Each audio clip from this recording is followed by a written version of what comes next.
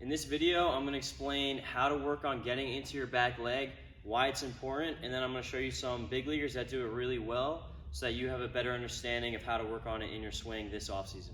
So learning how to get into your back leg is going to be one of the most important things that you work on in your swing. When I go to hit, it's basically the main thing that I work on every day. It can help with balance, timing, your sequencing.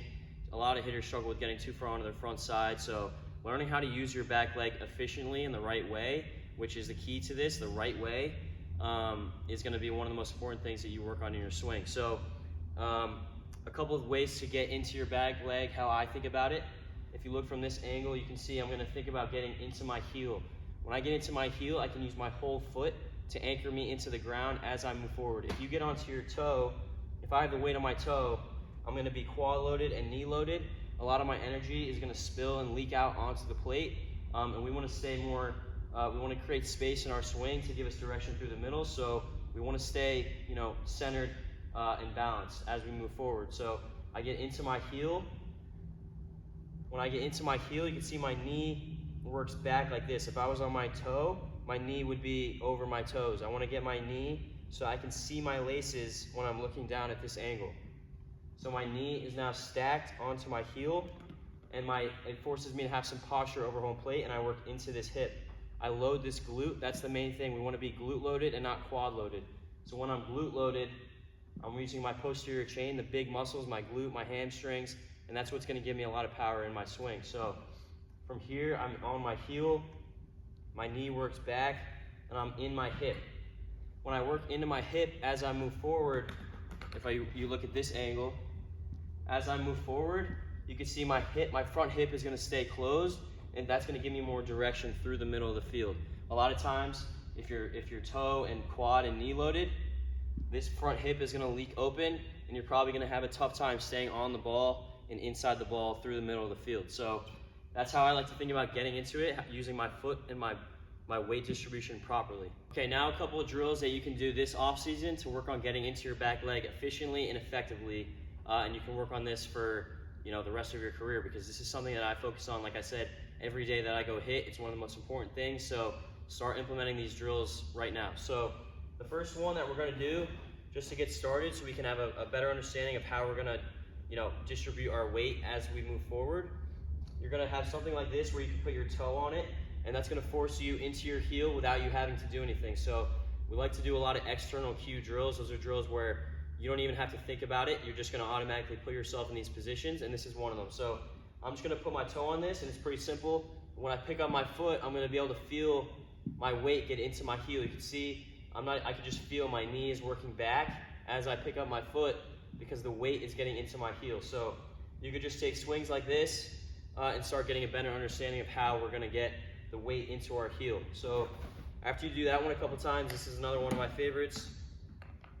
You're going to put this tee behind you, and it's not going to be touching your butt in your stance, but when you pick up your foot, you're going to want to scrape it as you move forward. So that's going to force me into my hip, and it's going to give me some posture over home plate.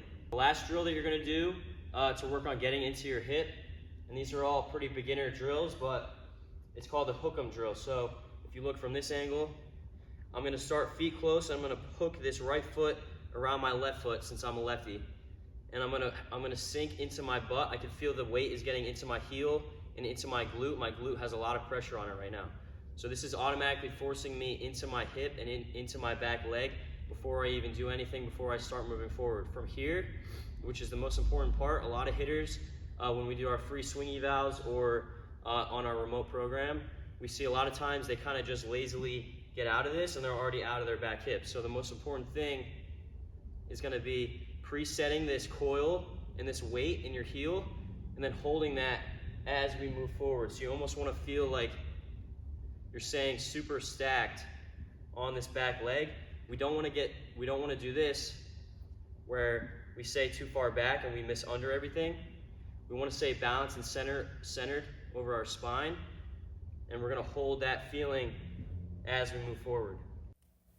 So here is a great example of Jazz Chisholm correctly loading into his back hip. So if we take a look through this video, you can see his back knee, right here, and his back hip are both going to shift backwards, so towards the first base dugout. When he loads into his heel, that's what's going to force his back knee to work back, and then his butt is going to work back as well because he's getting weighted into his heel. So now, if you imagine that T-prop drill that I just showed, he would be working closer to that T as he's moving forward. So this is a great example from the rear angle of what it's going to look like when you correctly load into your back hip by getting into your heel. Here's an example of this move from the front angle. So this is Michael Conforto. We can see he's getting into his heel. If you look at his back knee right here, it's going to work back. It's going to get shifted and stacked onto his heel. And this front hip here is getting closed as he's moving forward. So when you get into your back hip the right way, it's going to close your front hip. When you close your front hip, it's going to keep your front shoulder closed, and it's going to keep you through the middle of the field with your direction. So if we look again, he's getting onto his heel right here. It's forcing his back knee to work backwards. That's getting him into his back hip and closing his front hip as he's moving forward. Okay, so those are just a couple things that you can do to start working on getting into and around your back leg more efficiently and effectively. Like I said, this is going to clean up so many things in your swing. And if you want some more in-depth analysis of your swing, we do a lot of remote programs with our hitters working on this kind of stuff. We're constantly in contact with them, sending them swing evals. They're sending us video. We're sending them programs on a weekly basis for hitting, lifting, and speed. We developed a D1 formula, which is 7 pillars to becoming a Division I baseball player. We've had a lot of success. It's a 12-week program. You're going to increase your speed, your exit velo, your arm strength, and your whole game as a baseball player. You're going to be a whole new baseball player for the next season. Now is the start of the off season. This is something you're going to want to take advantage of. So check us out on Instagram at +Power Training, and good luck with this back hip move.